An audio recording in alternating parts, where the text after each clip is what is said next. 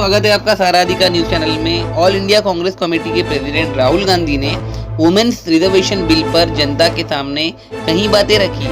लोकसभा में राहुल गांधी ने अपने भाषण में इस बिल की सराहना तो की, लेकिन इशारों में ही ये भी कह दिया कि ये भी इनकम्प्लीट है, ये बिल इनकम्प्लीट है, और कहा कि अगर इस बिल में ओबीसी रिजर्वेशन होना चाहिए था। राहुल गांधी ने कहा भारत के लाखों महिलाओं को ये बिल का लाभ मिलना चाहिए जो इस बिल में मिसिंग है। दो चीजें बहुत ही आश्चर्यजनक लगी, और वो ये है कि इस बिल को इम्प्लीमेंट करने के लिए 2 सेंसस लगेंगे। गांधी ने कहा कि इस बिल को आसानी से फोर्स में लाया जा सकता है। 33% लोकसभा और विधानसभा के सीट्स महिलाओं को देकर ये किया जा सकता है। बीजेपी पर निशाना साधते हुए राहुल गांधी ने कहा कि इस नए पार्लियामेंट में भारत की माननीय प्रेसिडेंट भी शामिल होनी चाहिए थी, क्योंकि भारत का राष्ट्रपति एक महिला है और वो ट्राइबल कम्युनिटी को रिप्रेजेंट भी करते हैं। राहुल गांधी ने आगे कहा कि भाजपा ध्यान भटकाती है, चाहे अदानी के मुद्दे पर हो चाहे कास्ट सेंसस के मुद्दे पर। जब भी ऑपोजिशन कास्ट सेंसस पर बात करना चाहती है तो बीजेपी इस विषय से ध्यान भटकाती है, राहुल गांधी ने कहा।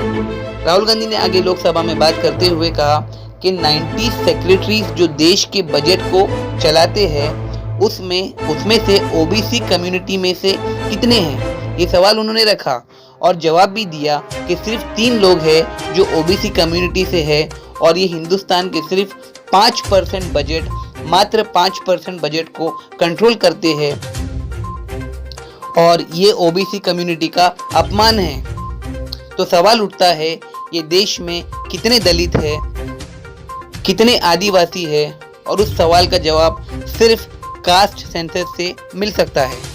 राहुल गांधी ने सुझाव भी रख दिया कि सबसे पहले इस महिला का बिल पास किया जाए और 33% सीधे महिलाओं को दे दिया जाए, और कास्ट सेंसस का डेटा जल्द से जल्द रिलीज भी कर दिया जाए। देश और दुनिया की तमाम खबरों के लिए देखते रहिए सहारा अधिकार।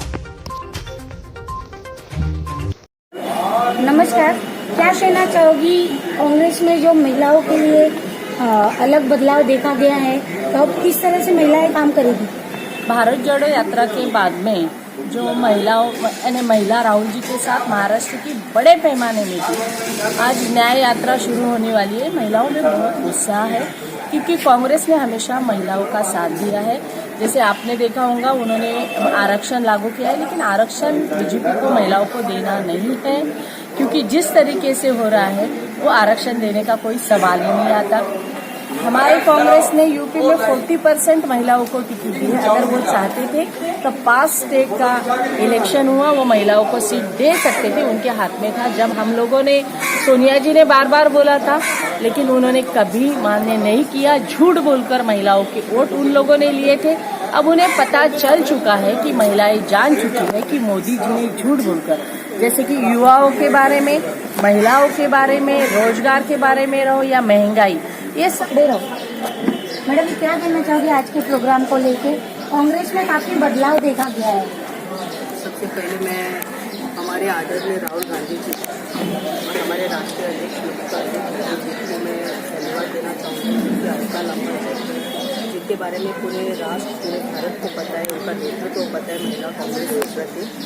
महिला कांग्रेस के प्रति उनका जो नेतृत्व है, बहुत अच्छी तरह से संगठन जोड़ने वालों में से हमारी राष्ट्रीय अध्यक्ष जी है, और आज उन्हीं के साथ में हमें मौका मिला काम करने का। और आज की जो मीटिंग यहाँ पर हुई है महिला कांग्रेस की, तो संगठन जोड़ने के बारे में बताया गया है। और आदरणीय राहुल गांधी जी 14 मार्च को मुंबई की तरफ से आ रहे हैं, तो किस तरह से महिला कांग्रेस को वहाँ पे लेके जाना है, और संगठन के साथ आने वाले इलेक्शन चुनाव भी है, तो काम तो करना ही है। और कांग्रेस पार्टी का काम हम लोग करेंगे, अच्छी तरह से करेंगे। इसके पहले भी किया है, आगे भी करेंगे। जैसे देखा गया है कि अभी यूपी का चुनाव नजदीक ही आ रहा है, ममता बनर्जी ने भी अपना पल्ला झाड़ लिया है कि सोनिया गांधी जी से गठबंधन न करते हुए वो अपने खुद के चुनाव के लिए अकेले ही खड़ी रहेंगी। तो आपको क्या लगता है कि इस समय नरेंद्र मोदी जी जीत के आएंगे या राहुल गांधी जी जीत के आएंगे? देखिए, ये तो मैं नहीं बता सकती कि कौन सी पार्टी आएगी, लेकिन इतना ज़रूर कहूँगी कि कांग्रेस पार्टी ये राष्ट्रीय पार्टी है, और ये हमारी पार्टी पहले से है। जितने भी आए हैं सब कांग्रेस से आए हुए लोग हैं और कांग्रेस को कभी कोई हरा नहीं सकता। जो भी होता है वो तो होता है, ये सबको पता है।